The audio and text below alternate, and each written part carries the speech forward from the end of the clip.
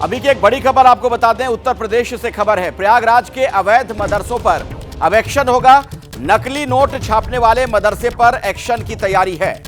आपको बता दें कि मदरसा चलाने वाली संस्था का रजिस्ट्रेशन भी रद्द किया जाएगा। जिला अल्पसंख्यक अधिकारी ने इसकी सिफारिश की है। मदरसे पर बुलडोजर भी चलाया जा सकता है। अवैध मदरसे को सील किया जा सकता है। मदरसे में नकली नोट छापने का गोरख धंधा होता था, यह एक बड़ा खुलासा हुआ है। आपको यह बता दें, प्रयागराज के अतरसुइया इलाके में यह अवैध मदरसा है। इसका नाम है जामिया हबीबिया। हाल ही में यहां नकली नोट छापने का खुलासा हुआ था और अब कठोर कार्रवाई की तैयारी है। प्रयागराज में जो यह मदरसा है, इस पर शिकंजा कसा जा रहा है। जिला अल्पसंख्यक आयोग की सिफारिश की गई है। अवैध मदरसा सील होगा। अवैध मदरसे को सील किया जा सकता है क्योंकि इसमें नकली नोट छापने का भी खुलासा हुआ था। एक बड़ी जानकारी निकलकर सामने आई थी। प्रयागराज के अवैध मदरसे पर अब एक्शन की तैयारी है। नकली नोट छापने का जब खुलासा हुआ, उसके बाद प्रशासन ने सख्ती बरती है। मदरसा चलाने वाली संस्था का रजिस्ट्रेशन भी रद्द किया जाएगा। जिला अल्पसंख्यक अधिकारी ने इस मामले की सिफारिश कर दी है कि इसके खिलाफ कार्रवाई की जाए। सर, ये जिस मदरसे में नकली नोट छापने की फैक्ट्री पकड़ी गई है, इस मदरसे का स्टेटस क्या है?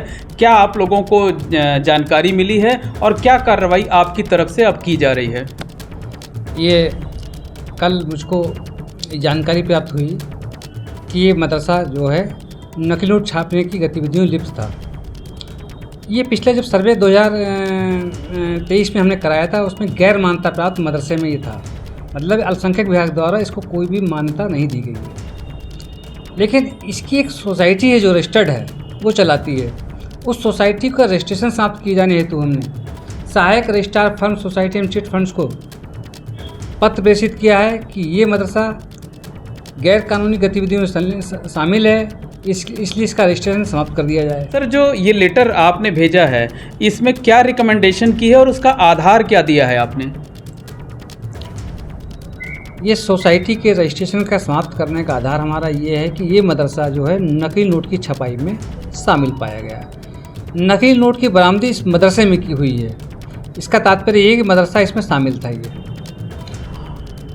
और ये किसी भी नकली नोट की छपाई गैर कानूनी गतिविधि है, राष्ट्र विरोधी गतिविधि है और इसमें जो शामिल होगा तो उसके खिलाफ कार्रवाई की जाएगी। इन्हीं सब फैक्टरों को देखते हुए, इन्हीं सब तथ्यों को देखते हुए सहायक registrar firm society chit end fund से हमने अनुरोध किया है कि इनके रजिस्ट्रेशन को समाप्त कर दिया। प्रयागराज के जिस मदरसे में यह गोरख धंधा चल रहा था, वहां पर हमारे संवाददाता मोहम्मद मोइन पहुंचे। वहां से एक रिपोर्ट उन्होंने फाइल की है, देखिए। संगम नगरी प्रयागराज में जामिया हबीबिया नाम के जिस मदरसे में नकली नोट छापने का कारखाना पकड़ा गया था, उसे लेकर बहुत बड़ा खुलासा हुआ है। एबीपी न्यूज के पास इस बात की पुख्ता जानकारी है कि प्रयागराज पुलिस ने इस मदरसे में छापेमारी कर यहां पर नकली नोट छापने का कारखाना पकड़ा था।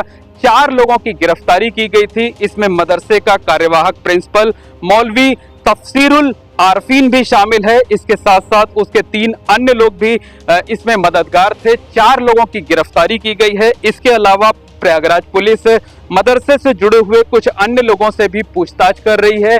पूछताछ में अगर उनकी भूमिका सामने आती है, अगर उनका कोई रोल सामने आता है, तो उनकी भी गिरफ्तारी की जाएगी, उनके भी खिलाफ कार्रवाई की जाएगी। प्रयागराज पुलिस ने यहां से 100 रुपए के 1300 नकली नोट बरामद किए गए थे, जिनकी कीमत तकरीबन 1,30,000 रुपए है। इसके साथ साथ यहाँ पर स्कैनर पकड़ा गया था, प्रिंटर पकड़ा गया था, सेलो टेप पकड़ा गया था। प्रयागराज पुलिस ने दावा किया था कि नकली नोट छापने का काम यहाँ पर इतनी बारीकी से किया जाता था कि किसी को शक न होने पाए। आराम से 100 रुपए के नोट इस वजह से छापे जाते थे ताकि वो आसानी से बाजार में खप सकें।